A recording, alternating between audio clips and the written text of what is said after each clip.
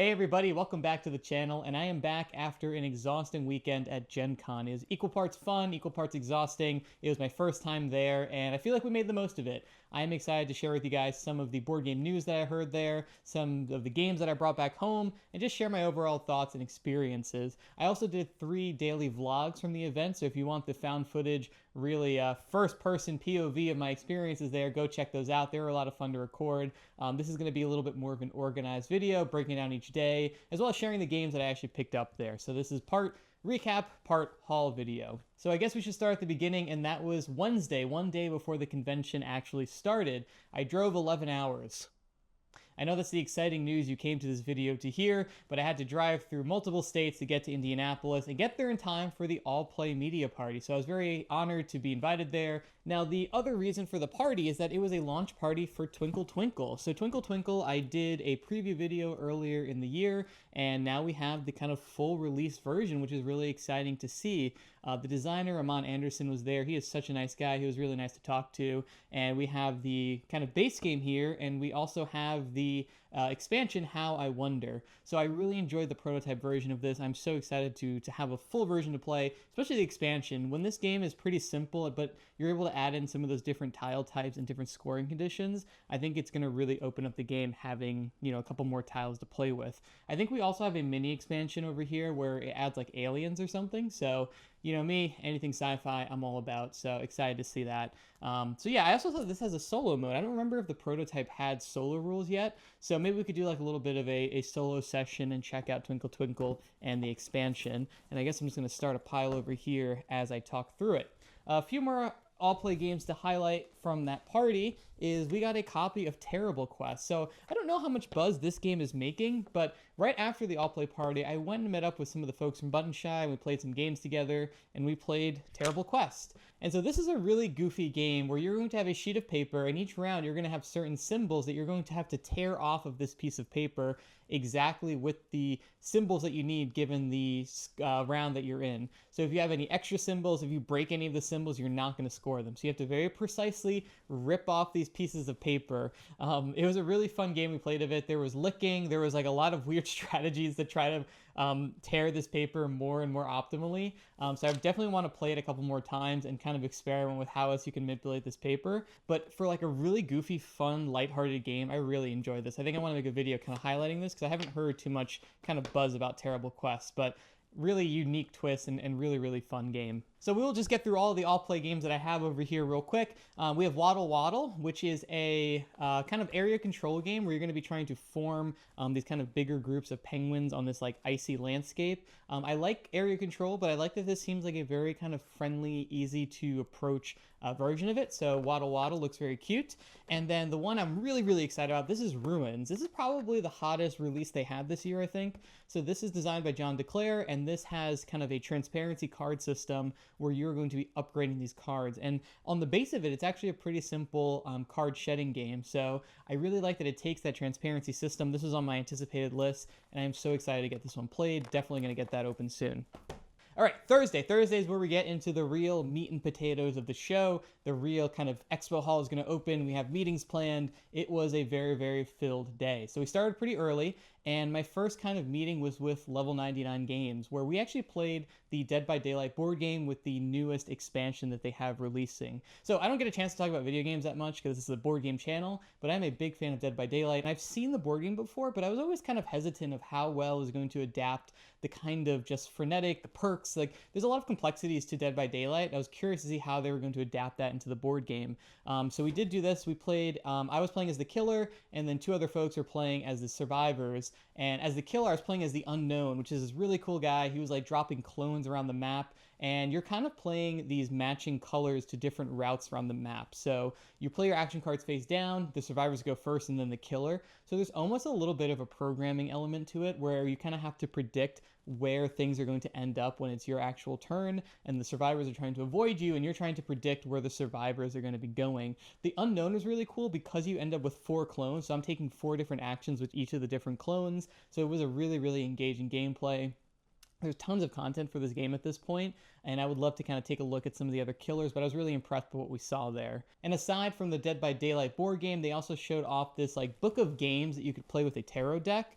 And this is just something that I've been thinking about more and more with the potential price increase for board games and just kind of limiting the amount of games you can get. Having a book where you can kind of play with a regular deck of cards or a tarot card, and you still have like the variety of games, and there's probably a lot of kind of neat ideas in there without necessarily like the cost of getting more and more games, is something that's neat. So it's cool to see that they are doing this, but not with a standard 52 deck of cards, but with a tarot deck. So that just looked kind of cool. So after finishing that game of Dead by Daylight and talking with Level 99, I had a little bit of time to wander around the convention hall. I walked through this like underground corridor where it kind of connects the convention center to Lucas Oil Stadium, which is like a big football stadium. And it was just such a cool moment to like walk into Lucas Oil Stadium and see like the entire stadium just filled with board game tables and events and stuff.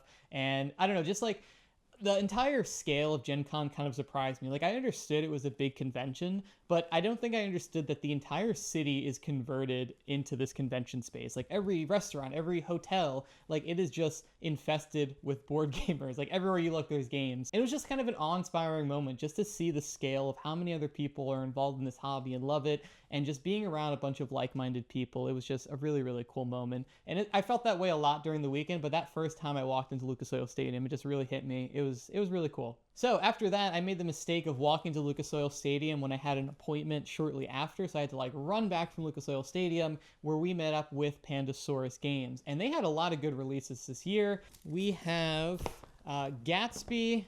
Oh, hold on, Gatsby's had too much to drink. We have Gatsby, we have Beasts, and we have the Mind Soulmate. So these were all provided as review copies from Pandasaurus, but these are all 3 games that I was pretty excited. The mind doesn't want to stand up. So Gatsby, this was on my anticipated list, on the 2-player list, where you're going to be kind of vying for influence on these 3 different boards. We saw a little bit of it, a little bit of a demo of it, and it looks so cool. I'm so excited to get this played. I love the theme. I love the designer. Really excited to check this one out. Now, Beast is a cooperative card game where you're going to be trying to play all of the cards in your hand, and you're also going to have these like special rules that are represented by beasts that are going to like change the types of cards you can play and how you can actually play them out. I really like card shedding. It's cool that this is a little bit of a cooperative spin on it. It's also absolutely gorgeous. I'm going to stop trying to make the mind stand up. It is also absolutely gorgeous. Like, this is such a striking box, and I'm really excited to show this one off. Again, cooperative games, always a little bit easier to get to the table, just given the nature of them. And last up, we have the sequel kind of spin-off game from The Mind. So The Mind is a game that has been out for a little while. It is one of those weird, funky games that I really enjoy, where all the players are going to have cards in their hand, there's no communication, and you have to play from lowest to highest value in sequential order with no communication. That sounds absolutely crazy, but somehow it starts to work after a while. And The Mind Soulmates changes that a little bit, where you're going to have another kind of role in the game called the Seer that I think is going to be able to kind of give hints or kind of give some limited communication between the players. So this feels a little bit more kind of directly cooperative. It's probably going to be a little bit easier, but I'm excited to see how that little bit of a change in the mind is going to kind of change the gameplay. And if it's going to be able to capture that same imagination that the mind had, where there is purely no communication, I wonder if having that seer role is going to kind of help make it move a little bit more smoothly, or if it's going to kind of ruin the magic that the original has. I don't know, and I'm excited to find out. So these are all from Pandasaurus, all really cool, very excited to check them all out. So after Pandasaurus, my friend who was helping me film for the weekend arrived, and I spent a little bit of time at the will call line, which is just like ungodly long. If you can, go to Gen Con, be sure to get your badges mailed to you. Make sure you plan far enough ahead that you can get your badges mailed to you, because you will be spending like a portion of your day on the will call line trying to pick up your badge. So words of wisdom in case you are planning to ever go, make sure you get your badges mailed. So after getting my friend's badge, we went over to the Brotherwise Games room, and I was really excited for a chance to meet with them. I really love what they're doing with the new Boss Monster, Super Boss Monster that we did a preview for last year. I love what they're doing with the Cosmere role-playing game and the different Cosmere board games. The Mistborn deck building game is just like phenomenal. I've been meaning to do a solo playthrough and kind of share my love for it. Just really, really good game. And they have a couple new exciting things coming out. The first one, and they actually let me know that they're going to send me over a preview copy so I can make some content for it, and that is Super Boss Monster 2, the sequel. And that is going to add a couple new mechanics. I think they're adding like a dice mechanic to Super Boss Monster 2. I was really impressed what they did with Super Boss Monster, and it feels like they are not afraid to kind of add a little bit of complexity and interesting stuff into the system. And I'm really excited to see what they're going to do with Super Boss Monster 2. So the other exciting news from Brotherwise is that they have a new Cosmere card game coming out called the Shards of Creation. Now this is going to be a trick-taking game where you're going to have, if you're a Cosmere nerd like I am, some really exciting art, the first official art for some of these shards. So I think it's Honor and Odium, Cultivation, Ruin, and Preservation. I think those are the ones they showed, and they might have one or two more. It's still a little ways off from coming out. And like I said, it's a trick-taking game, so I feel like I am starting to drink the Kool-Aid and getting more and more excited when I see a trick-taking game. I'm getting like less turned off when I hear it's a trick-taking game and being a little more open-minded about them, especially since this has a theme that I really love. I was a little more bought into it. From a gameplay aspect, the neat thing is that the deck is going to be made up of a bunch of different suits, and each suit is going to be represented by one of the different shards that I just mentioned. And one of those shards is going to be active for the round, and that's going to implement a special rule for the round that you're playing. So depending on whatever the active shard is, there might be some special conditions on how many tricks you want to win, how you win tricks. Some of them are just like plain, no special rules, but it adds a little bit of spice. So it seems not super complex, but it feels like they were showing like Preservation, for example, like his suit of cards only comes in 8s. Like it's like, that's it. He's just going to have the same consistent number throughout all of his deck. And there's a lot of interesting little like thematic pulls that I think are going to make it both an interesting trick-taking game and also be rewarding for folks who are fans of the Cosmere and seeing that little bit of a thematic tie-in. I think we're still a ways off from this coming out, but definitely wanted to keep a lookout for if you're a fan of the Cosmere or if you're a fan of trick-taking games, which it feels like everyone is nowadays. And now one more thing we picked up at the Brotherwise room were the issues of Chasm Fiend. So this is like a RPG magazine that they've been putting out. They put the first one out last year, and then they put out the second issue this year, and just like absolutely just gorgeous art. It looks so cool, very kind of like that vintage magazine look for the Cosmere. And I haven't played the Cosmere role-playing game, but it was like huge at the show. Tons of people playing it. It was kind of the first official show, I think, where it was fully released. I think the digital books just came out a few days before Gen Con, so a lot of excitement about it. I almost want to get the source books just to read Cosmere lore, which I'm sure I'm not the only one. But these magazines look awesome. I kind of want to like make a little Cosmere display, and these would look really cool in it. So definitely glad to have these issues of Chasm Fiend, and I hope they keep it up because it is such a cool little piece of memorabilia. So after this, we actually left the convention center and went to play Sanctuary. So Sanctuary is a sequel spin-off game of Ark Nova, and instead of having a whole big old board game, it is more of a tile placement game. So I've said it before, but I am pretty lukewarm in Ark Nova. I feel like it's a little overwrought, a little too long. Just kind of bounced off of it after I played it. So I was excited to see what this tile laying spinoff was going to do. I know it's going to streamline it a little bit, but is it going to bring it to a point where it keeps the bits that I liked of Ark Nova while also kind of, speeding it up a little bit and making the game that I enjoyed more? And I think it really did that.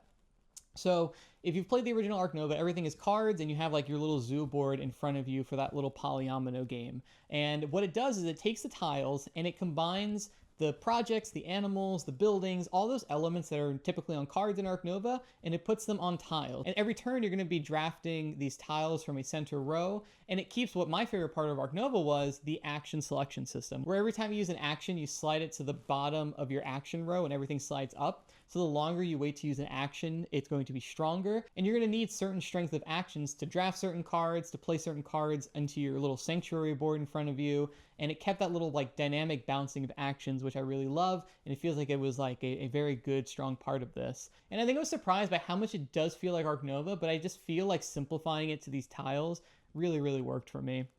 Really enjoyed it, and it's one of those games where after finishing the first game of it, I was like, wow, I want to run this back and play this again, and that's always a good sign for a game. So I think it's definitely one. It's still a pretty complex game with how many little combos and the way you actually have to approach the game, but definitely one I would love to try out again. And if you were like me and a little lukewarm on Ark Nova, maybe check Sanctuary out. I think it does a good job at capturing the essence of the game while also speeding it up and making it, I think, a little more streamlined.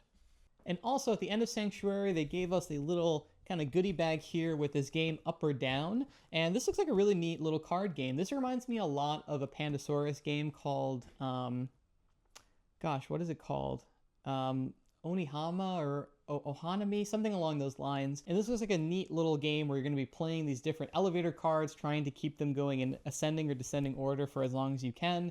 Love little card games like this, so I'm excited to get this one checked out. So after our game of Sanctuary, we hoofed it back to the convention center and met up with the folks at Kosmos to see what releases they had. And they had a couple cool releases for Gen Con this year. The one that really won my heart, and I hadn't even heard of this game before going into it, is a game called Dice Words. And it has this really cute, like, ice cool slushy like art to it, which I think really won me over. Now this game feels like part Yahtzee, part Scrabble, where you're going to be rolling your own personal dice trying to form words, but there's also going to be 4 letters in the middle of the table where if you can match letters from the center pile with the ones that you have rolled, you get a multiplying score. So we're actually going to be getting a review copy of this, which I'm really excited to show off to you guys. And this just feels like a game where if you like rented a beach house, you would find it there. Or like if people just had like one game in their house, this feels like a family game. This feels like you can just keep replaying it. It's a little word game, it's real simple, but it's a lot of fun. And I think this one has a lot of potential to really hit it off as like a very mainstream game, which is cool to see. Now, I may as well mention it now, but we actually went to the Dice Words launch party. So Kosmos ran a little bit of an event. It wasn't just for media, it was just anyone can get a ticket and go. But we played a bunch of Dice Words like at our little tables with a bunch of random people, and that was really fun. I did pretty awfully. I did not win at my table, but Kosmos also gave out consolation prizes if you were not the winner for it. So I have a bunch of consolation prizes to show you guys. It's some games that I have never really heard of. Some of them I have, and I'm pretty excited to check out, but I'm just going to kind of put them all here. Now, these were not all given out as consolation prizes. My friend who was with me also played. He's not a big board gamer, so he's like, just take these home with you. He also flew, so he's not going to fly with a bunch of games. So some of these I have never heard of. A Column of Fire, don't know what this one is about. Imhotep the Duel is actually really happy to get because I like the regular Imhotep. This is a Phil Walker Harding game. Really, really nice game. I'm excited to play the 2-player game and see how much it changes. Now this little guy, I've never heard of this game before. This is called Kartaventura Vinland, and it's 1 to 6 players. And it looks like it's just like a little storytelling game where it looks like you have a bunch of these adventure cards and like a little booklet, and you just kind of read and you just go through a story and make decisions.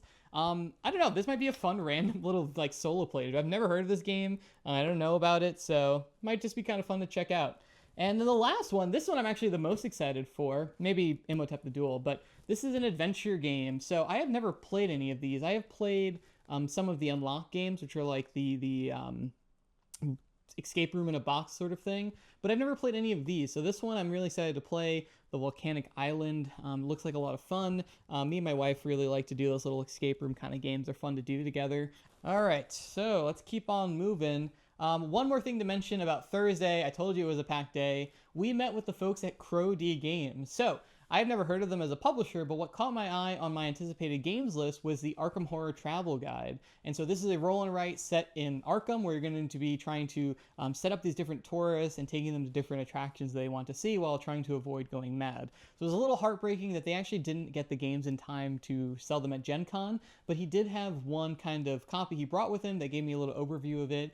Really got excited about it, and I actually got in touch with them after the show, and they're going to be sending over a review copy of both the Arkham tour guide as well as the Innsmouth tour guide. So a lot of fun with deep ones as well. I think they're probably going to be the same system, but maybe just different maps and different rules. And I'm really excited to get those checked out. Expect to see that on the channel. As soon as I get them, I'm excited to crack them open and play some Arkham tour guide. Really exciting stuff. And if you're enjoying the video, please consider liking and subscribing to join the channel. I have a whole bunch of new exciting games to talk about, and I would love to have you on board for the journey. And if there's a game you've seen in this video that you're excited to hear about, let me know in the comments down below, and I'm always open and hearing you guys of what you want to see on the channel. I have a whole bunch of stuff to talk about, and I would love to have some direction on what you guys are excited to hear about. Anyway, back to our Gen Con 2025 recap. All right, that brings us to the end of Thursday. Let's move right into Friday, keep things moving right along. So we started off Friday very early with the All Play Media meeting where they gave us a little bit of a sneak peek at their new 2026 releases. So just a couple I want to highlight real quick.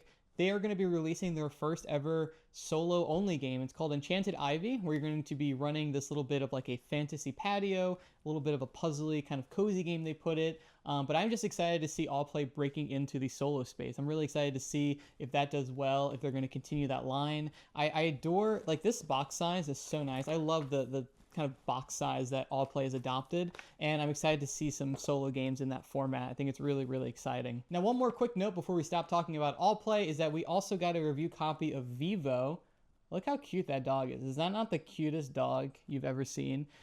I am worried I am slowly getting converted into a trick-taking lover. It's happening slowly but surely. I see myself eroding and starting to like these games, and I'm worried that the cute little dogs are going to keep pushing me in that direction, but we'll see. And I need some water. This video's running longer than I thought already. Goodness gracious. All right, so after talking with All Play, we went over to the Weird City Games booth, where one of my most anticipated games I wanted to look at was Satchel Quest, and we got a chance to get a little bit of an overview and demo of this. So this is a solo or competitive bag building game where you're going to be playing as this adventurer, and you're going to have a dungeon board in front of you, and you're going to be drawing chips from your bag. They might be weapons, they might be artifacts, they might be other things, and you're trying to arrange them in a way to defeat monsters, most amount of points by building like clusters of certain artifacts. It just seems like a really neat, puzzly bag building game where in between rounds you're going to be visiting this market to buy additional chips to put in your bag. You can buy expansions to your dungeon so that you can go deeper and deeper, fight tougher enemies, but try to go for more points. And it has this absolutely phenomenal vintage trade art style, and it has like a little bit like warm feeling to it, and it just looked like such a nice fantasy world. I love bag building. I like that it could be solo or competitive, and I'm really excited to get this one checked out. I think it's going to crowdfunding, so I'll definitely be on the lookout as it gets closer to that, so we can kind of take more of a look once there's kind of full details about the game. But so far, what they have looks really, really good. So after that, we went over to the Salt and Pepper Games booth where I was able to talk with them a little bit. It was their first year at Gen Con, so it was really nice to say hello, tell them how much I love Resist and Witchcraft. I really love what they're doing. It's really nice to see them having a direct presence at Gen Con. They're a Spanish company, so usually they've kind of send games over here and they've been localized. It was nice to see them there, kind of first party in person. And we picked up a copy of Onoda. So this was probably my most anticipated solo game going into it. So in this game, you're playing as Hiru Onoda, who is a Japanese soldier who was stationed on an island in the Philippines, and the war ended, and he just did not believe that the war ended. Like, people told him, reporters told him, he said, no, I'm going to stay here until my commanding officer comes and tells me that the war is over. And he was there for like 30 years. Can you imagine 30 years be doing that? That is absolutely crazy, and I've started to read more and more about this story. It's really fascinating, and mechanic-wise, this is a kind of survival game. It has some bag building, it has some events, it has some push your luck, it has all the recipes of things that I love in games, and I cannot wait to get this one played out. And after that, it was a lot of blitzing around the expo hall, so I'll share with you guys some of the other little games I picked up while I was doing that. We got Wriggle. So this is the Oink game that I was really excited to check out. This is basically Russian roulette with a bag of snakes where you're going to be picking them out, and the more eels you get, the more points you score, but it's also a little push your luck where you don't want to pull too many snakes, or do you pull out of the round and score your points, or do you keep going and trying to get more and more? It seems like a real simple push your luck game, but this is really adorable packaging. Oink knows what they're doing with the graphic design, and this seems like a really fun, like almost like bar game where you just bring it, play it, and just play a couple rounds of it. I'm really glad I was able to pick Wriggle. That's the real challenge of the game, to say it. After that, we stopped by the Alley Cat Games booth, where I finally got a copy of Tinderblox. This is a game I've seen at so many shows at this point. It's a little dexterity game where you're going to be using these tweezers, and you're trying to like build specific shapes, like these little like campfire things, but having a little tiny tin-shaped dexterity game I'm really excited about.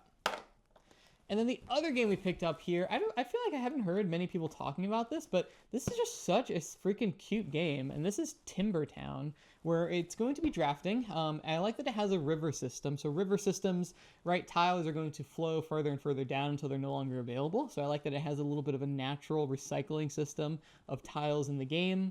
It seems like you're going to be doing these little different scoring, these little different buildings.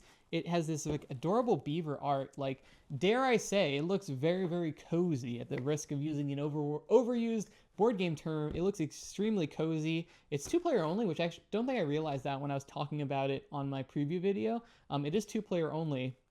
But I'm just really excited to get this one played. It seems like a nice, like, warm time game. And so after I did a little bit of running around the expo hall, I left the convention center again to go to another hotel where I had a meeting with Steamforged Games. So I can't actually tell you guys exactly about the game that they showed me. It's still under embargo for, I guess, a couple more days. I'll make kind of a separate video once I can actually talk about it.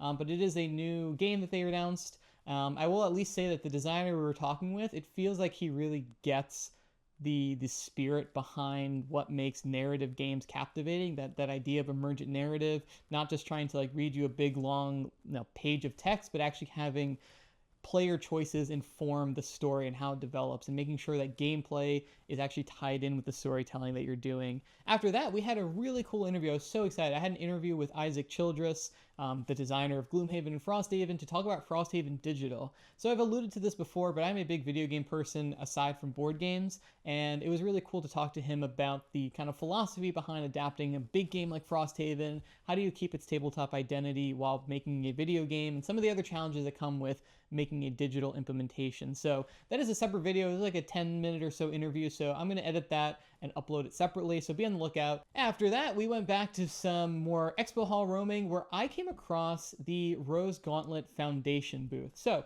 Rose Gauntlet is a publisher, but they have a separate arm called the Rose Gauntlet Foundation. And what they do is focus on promoting equity and inclusion in the board game space, right? Getting underrepresented designers and just general people involved in the board game space and helping to promote that, making a more welcoming, inclusive space. And so I thought it was just really impressive to see a company that is just not only focused on creating good games, cool games, but also being cognizant of the world around the games that we play, right? The community that we are trying to foster and getting more people into the space and that feel welcoming, right? I don't think it's a secret that board gaming can feel like a very restrictive or gate-kept hobby, I think, which is, I think, the biggest challenge that we face, getting people to play games with us, right? It can be intimidating, it can be scary. But anyway, it was really cool to see them have this foundation where they are promoting this. So for some donations, they were giving out these little packs of postcards from their game Wild Gardens, and these are just absolutely gorgeous postcards. So I have a collage of postcards that I'm working on, so I'm really excited to kind of include these, and these look absolutely gorgeous, and I wanted to shout out the Rose Gauntlet Foundation and what they're doing. Now, this is a random event. I don't remember when it happened.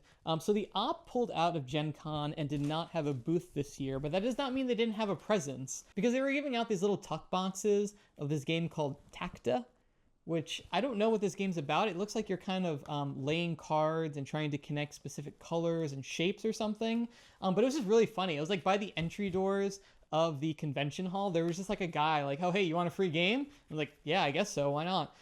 So I think they did this with Flip 7 a few years ago, and we've seen kind of what a big deal that game has become. So I'm curious to see if Tacta is going to have the same weight of a kind of hit game. So definitely want to check out. It's like, seems pretty simple. It's in this little tuck box. So obviously I'm going to check it out, but it was just really funny how it was just like, it felt like a back alley deal of like, hey, you want a free game here? And who's going to say no to that at Gen Con? So after that, we went to the Incredible Dream booth where we were kindly given a copy of Kinfire Council for review. So I have really fallen in love with Kinfire Delve in that world. This is a sequel to the original Kinfire game called Kinfire Chronicle, which I'm not super familiar with, but I really enjoy this world. This is totally different than that. This is a worker placement game where apparently the city is destroyed and you're trying to rebuild it. So you're going to be kind of promoting different policies. There's like these different factions trying to get control of the city in this like power vacuum that is formed.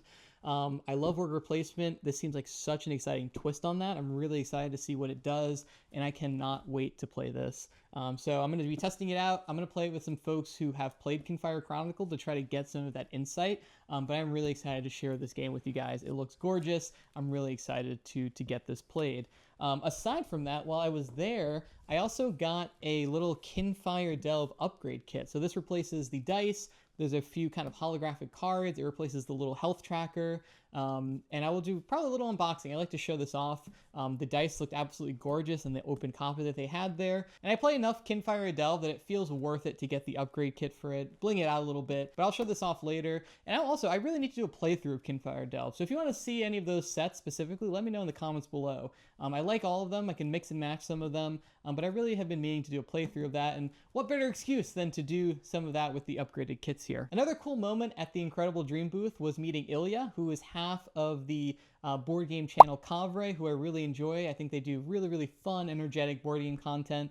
So definitely check them out. But it was really cool to meet him. He also works for An Incredible Dream, but it was just nice to fangirl a little bit and say hello. So getting towards the end of Friday here, we had a chance to do a very quick demo of the Game Makers. So this is an upcoming Kickstarter from Bezier Games, where it is a board game about making board games. So you're trying to be the most successful board game manufacturer. Now there is a risk making this sort of game that it's going to come off gimmicky and too self-referential, but I have to say I was really impressed by the actual bones of this game. So it's really driven by this action selection wheel where you're going to have these little like forklifts that you're going to be able to put on certain places to take certain actions at certain strengths, and you're kind of building this little factory engine in front of you. So like there's different manufacturing things like punch boards and dice and like the different components that go into a board game, and you're able to kind of build your engine and make games more efficiently. So it's one of those games that starts off slow and ramps up, an engine building game, and it's just really fun. The novelty of seeing games that you know and love and the almost like emotional reaction that goes into wanting to take specific games to make them is a really interesting twist on it. I think that even if you aren't into like the very self-referential thing that it's doing with the different games, I think the actual gameplay works really, really well. So definitely one to keep a lookout for. I think it really impressed me by the actual mechanics that it had. It was also taught by Jay from Cardboard East, another YouTube channel I really love, who really focuses games coming from Asia. And if you're at all interested in that, he is like the master at doing that. So definitely check that out. But he was also demoing it there for Bezier, which was cool. Also, at the Bezier booth while I was there, I picked up another game from my anticipated list, and this is called Scream. So now this is a pretty simple card shedding game where you're going to be trying to get rid of your cards, and every card has a different action on it that you're going to resolve, and you're trying to get the lowest score possible. But it has a really cute, creepy theme.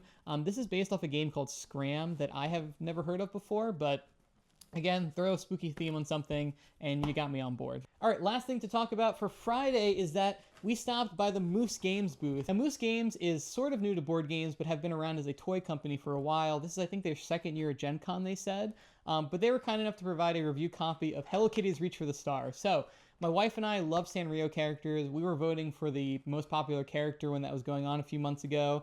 So this game feels like part Spot It and part Pass the Pigs. So you're going to be throwing out these different little squishy characters, each of these different Sanrio characters, and you're going to be trying to match like these different cards that come out as quickly as possible. It's really simple. This seems like a goofy game, but it comes in this really cute like Hello Kitty like silicone pouch thing. And hey, look, I am not above playing just a silly, goofy game with a really cute theme and cute components. And I, for one, am very excited to roll up to game night with my Hello Kitty silicone game pouch and show off Hello Kitty Reach for the Stars. And with that, that was the end of Friday, another very long day. But we are now going into Saturday, the largest day of the convention, and actually was probably not the most busy day for me. I tried to keep that day mostly free just to roam around different parts of the convention and just try to structure my day a little bit less, but there were still tons and tons to do. We stopped by Galen Games, who is best known for his Mint Tin series. So he's doing 3 more of those. The 2 that really caught my eye was one called Monster Mashup, where you're playing as like a mad scientist and you're like mixing 2 house of cards that are going to have different animals on them, and you mush them together, and then they're going to have like different abilities. So it's like very confrontational, fighting back and forth with these different monsters you're creating. It looks really cool. And the other one I mentioned in my Gen Con preview video was Heritage Farm. So we were able to see that in person, got a little bit of an overview of it, where you're going to be solving this puzzle of trying to get the farmer, the chicken, and the fox across, trying to transport different goods to score points. And it looks like a really cool idea. I love that it's taking this like basic logic puzzle, but also doing something really cool gameplay wise with it. We stopped by the Last Night Games booth, where they had a game called Mystic Manor that caught my eye. This is another cooperative game where you're going to be playing as ghost hunters, and you're going into this house and you're trying to eliminate all the ghosts in it. So it's a little bit of dice rolling, it's a little bit of like using items, finding different items around the house. But the really cool gimmick that caught my eye is that the game board is this piece of paper, and you have this little stamp. And as you start to clear the board, you have to like stamp the different areas. And I like that little bit of a, not really a roll and write, but it has like a little bit of a physical aspect that you feel this like sense of accomplishment as you move across the game board, clearing different areas of ghosts. So it looks like a very nice family weight cooperative game, Mystic Manor, if you're looking for something a little spooky, but also family friendly. Also on Saturday, I had a chance to do what my favorite demo of the convention was, and this is Gone to Gaia. So this is from Rose Gauntlet Games. I talked about Rose Gauntlet Foundation before, but this is the game that they were demoing at Gen Con that's going to be going to Kickstarter later this year. And this is a game that is very inspired by roguelite video games. And if you don't know what that is, the idea is that you're playing through these levels and you get a lot of immediate upgrades, and then you lose all those upgrades, but in between those levels, you have a chance to get some permanent upgrades. Now this game is for 1 to 2 players, and the way that it interprets that roguelite style is that you're going to be playing through different missions, and then there's going to be these story portions in between these missions where you're going to talk to other characters, build relationships, get permanent upgrades, and that was really cool. Like the story aspects of it, we just played through like, I think chapter 1 it was, but the branching different little paths you can go on was really, really impressive. And the little permanent items that you get where you're like, oh, this item doesn't do anything. But then later on in a mission, it's gonna be like, oh, if you have this item, you get to do this thing. But it's like, oh my gosh, there's so many other options I had where I could have gotten different items. Like what else could I have done? The actual gameplay wise, outside of the story, is also really, really captivating. So you're playing as these characters that have these like diving mech suit sort of things, and you're gonna have different weapons, and your goal is to defeat these little enemies that are going to be set up at the beginning of the game. Now, the way that you actually defeat enemies is through a very interesting card combat system, where you're going to have these different slots on your player board, and you're going to play a weapon to it to resolve that effect. But what I really liked about this game is the way that a round is structured, where essentially you're only going to play 1 round of this game. The players are going to go, and then either you defeat all the enemies or you don't, and if you don't, you have to leave the map. And if you have to leave the map, you're going to take attacks from every single enemy on the board, usually meaning that you're going to die. So really, you only get 1 phase of player turns to beat all the enemies. And the way that you're going to bounce back cards into your hand is really interesting. So there's like a little bit of an element system that almost was reminiscent of Gloomhaven, where you're going to like get access to certain these elements, and you can spend those elements to refresh cards. And there's other ways that you're going to be able to refresh cards. And as you kill enemies, you're going to add new cards to your hand. So you're able to keep extending the player phase more and more. And it keeps this really, really cool momentum where you need to keep fighting enemies. You need to get more cards into your hands. You have to refresh your weapons. Because if you don't and you run out of cards and you have to end the player phase, you immediately have to evacuate. And you're going to take attacks going out of the map. And it probably means you're going to die trying to get out of there. And I think this game is really going to capture people. It is getting the essence of roguelike games right. It is really fun. It's really smooth. The writing and the story portion that we saw were really, really good. And I think this is going to be a really big game, especially solo co-op. I think it's gonna do really, really well. So definitely keep an eye out for it. Gone to Gaia. We really enjoyed our demo of it, where I went over to the Trick or Treat studio. So they had a really nice booth, all ducked up for Camp Grizzly, and I had a chance to sit in on a demo for that. So we played the kind of beginner intro mission for that. Really enjoyed it. It was actually a lot less complex than I thought it was going to be, where you're going to be taking the role of these different camp counselors, and you're trying to basically just get 3 items to resolve one of the finales on the board. And the finales are set up at the different exits. So you're trying to go around the map together, get different items, and then all go together at one of the exits to fulfill the finale. And you're all trying to manage Otis, who is the killer in the game, and trying to survive in the meantime. The scenario they set up for us was pretty simple and pretty easy, but I think it was a good way to show off the game system. But I'm really excited when this campaign goes up to see the more depth that this game has. But from a cooperative horror game standpoint, I really enjoyed it. Definitely one I want to see more, again, of the more complex missions. But I think our finale had Otis going up against the bear, and we had to try to like get the bear to kill Otis. But then, even if the bear killed Otis, if any of the characters were like on one of the nature trails, they would get killed by the bear. So it seems like a very tongue-in-cheek game. It has a lot of those kind of random events. I really liked it. This feels like a game that's very much in my vein. So I'm definitely going to be keeping an eye out. I think it goes live in just a couple days. So keep an eye out if that sounds interesting to you. So after that, I went to say hi to the folks at 3WS Games, and they actually gave us a review copy of a game I am really, really excited for, and this is Mission Control Critical Orbit. So this is a real-time cooperative game where everyone is going to be taking a different role in the spaceship, and you're going to be trying to survive these different, scenario gameplay. And I've heard this compared to Captain Sonar, which I have never played before. So I'm really excited about this one. I love the idea of a real-time cooperative game. Real time is a mechanic that I think I tend to like. I know it's a little bit of a divisive one, but I feel like it keeps games moving. I like games with energy. I like kind of forcing things forward. And so I'm really excited to get this one played and appreciate the review copy from 3WS for this. All right, we are getting to the end here. I swung by the 25th Century booth where I got a copy of Wine Cellar. And what's really cool is that the designer was actually there signing copies of it. So you can see I got my rule book signed there, and that was really exciting. So Andrew Stiles is the designer. He actually was a sommelier before getting into board game designing. So that was really cool that he has this like personal connection to the theme.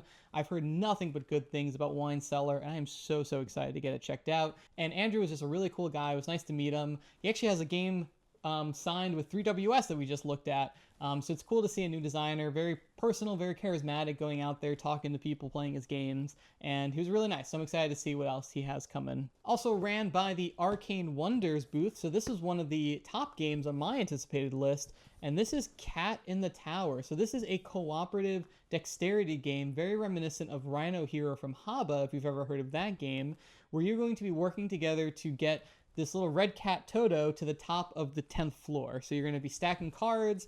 There's these like little different mission cards. They're going to have certain conditions you have to fulfill. And this is just, God, look at this cover.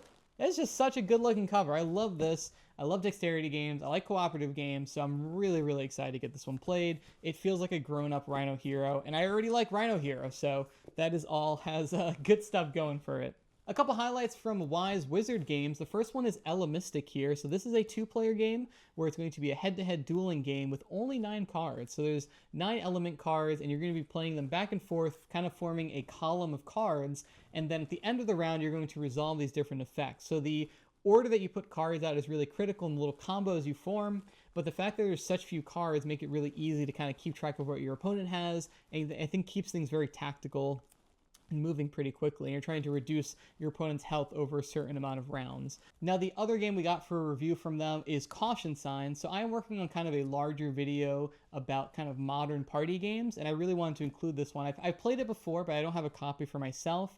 And so this one, you're going to have this like 2 random words, and then you're going to have to draw a caution sign for it. For like, oh, what is it in the back? Flexible cow. So you draw a flexible cow, and then it gets mixed up with these other different words, and then everyone else has to try to match like what the caution sign is supposed to be for. So I love drawing in games. Illustrations is like an all-time classic, and this looks like a really cool drawing party game. So I'm really excited to get this one played. Always easy to bring out a drawing party game.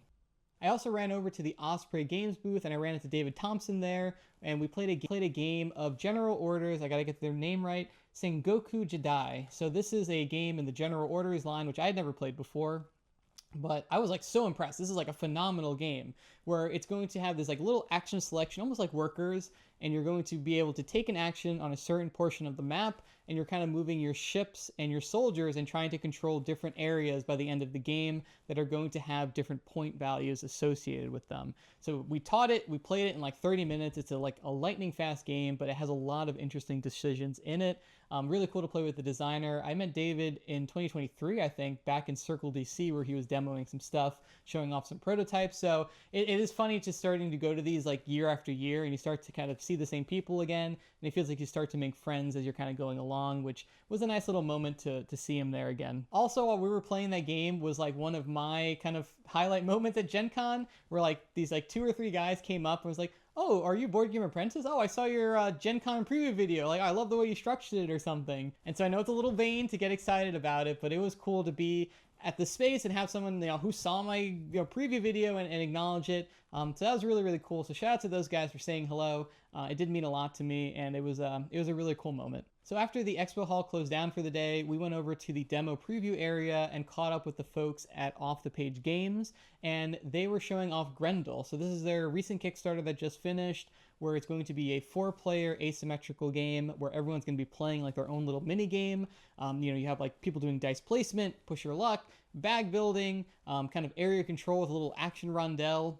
This is the best implementation of a game doing mini games like this that I've seen before, because the central board is so strong, where all these different factions are trying to control different parts of New York City. And it has this absolutely genius system where everyone has these aggression tokens, and the game is kind of broken up into 2 phases. There's one where you're kind of like doing your own little thing, starting to place your pieces on the board, and there are these like little seesaw like blind boxes where you put aggression in, and when enough weight is in there, it opens up and everyone's aggression flies out.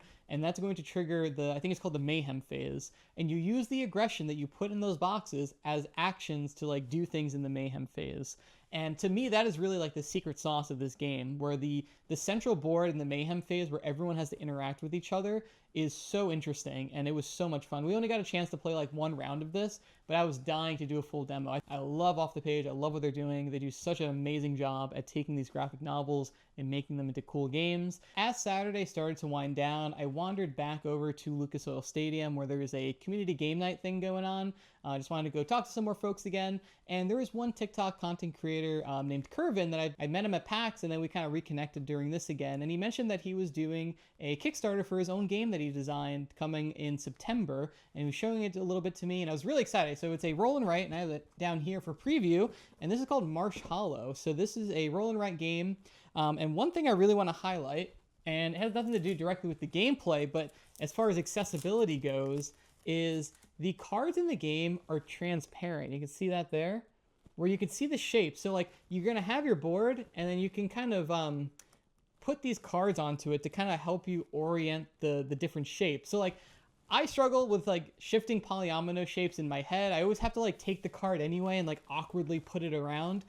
So the fact that these are transparent and that you can just like put it on your player board and see how it all fits in, this is like a genius thing. I don't know how I've never seen this before in a roll and write game. But this is such a nice little accessibility feature that the game has. So really love that. Shout out, and I'll have a preview video of this up in the next few weeks, just showing it off. Big fan of roll and writes. It's really cute. The art, the marshmallow kind of, you can see in the backs here, as well as like cute little animals. So really love the look of it. I'm really excited to get it checked out. So be on the lookout for Marsh Hallow. Now, the last thing I really want to highlight, my favorite room of all of Gen Con was the Van Ryder Final Girl room. So there was a room all decked out in Final Girl stuff. It looked like a haunted house walking into it. And they actually had a Final Girl event where I got this little paddle here where it's, I'll show it to you guys. It's like double-sided with the horror icon and the health icon on here. So there was another big content creator named Professor Meg, who has her own promo card in Final Girl, where they were playing through the next feature film in Series 4, the Grimlash, I forget what it's called, something Harvest, Grim Harvest, something, or Rotten Harvest, I think is what it's called. They were doing a live play of that, so it was cool to get a little bit of a preview at the new Final Girl set, and there were certain decision points where everyone would like hold up the paddle, and it could be like the heart if you wanted to vote for that, or the horror symbol if you wanted to vote for the other thing. So it was a really cool just like feeling of like all these Final Girl fans in one room, and it was just really, really awesome. And I think with all of that, God, this video ended up way, way longer than I wanted it to. This ended up as a big pile of stuff in front of me, and I am really excited. I gotta say, everything I came home with, I am very, very excited to get checked out and play. If there's anything here that looks specifically interesting to you that you want me to fast track making content on, be sure to let me know, and I'm always happy to hear what you guys have to say. So I have to say, just overall, Gen Con was phenomenal. Just some thoughts on the convention as a whole. I went into it extremely anxious, right? First time going, first time trying to get the most out of it, to kind of create content and meet people and do all that good stuff. And I have to say, just the actual people, just like the attendees, everyone was so friendly. You'd be at a restaurant and they would see the lanyard you're wearing and like they would just come sit next to you, or they would talk to you. And it just felt like everyone was there for the same reasons. And I just had a really good experience. It is crowded, it is noisy, it can be hot sometimes, but it was just a really awesome experience. I cannot wait to go back. I feel like I learned a lot going into it. My number one lesson is don't structure your time as much. I overstuffed my time. I feel like I didn't have the opportunities I wanted to just wander around the hall or sit down at a random demo. It always felt like I was running to the next place. And to me, that was my biggest regret in the convention. I'm glad how I ended up spending my time, but I wish I left a little bit more time available to me to just really enjoy things. So that's pretty much it. After that, Sunday morning, I drove back home pretty early because I had some work travel immediately the next week, which I've been just like run ragged over the last week or so. But I really wanted to get this wrap-up video done and share with you guys all these exciting games that I have and some of the news that we have. And I'm excited to get to playing actual games, right? Gen Con is not a lot of game playing. It was a lot of talking. It was a lot of networking. And that kind of made up the bulk of the time. I played like a handful of games maybe. The games I did play I really enjoyed, but it was not like a ton of like all day of gaming. So I'm excited to dig into this pile and really play some games, right? That's why we're here, right? That's why I do what I do, is the joy of sharing these games with you guys and you know, my thoughts on them. So thank you again for watching this very long recap video. I hope you enjoyed it. I hope you saw some interesting stuff. And be sure to let me know in the comments below if you have any questions about Gen Con, my experience, any of the games that we have here. I am more than happy to get to them. So thank you for joining me in this video, guys, and I will see you on the next one. Bye.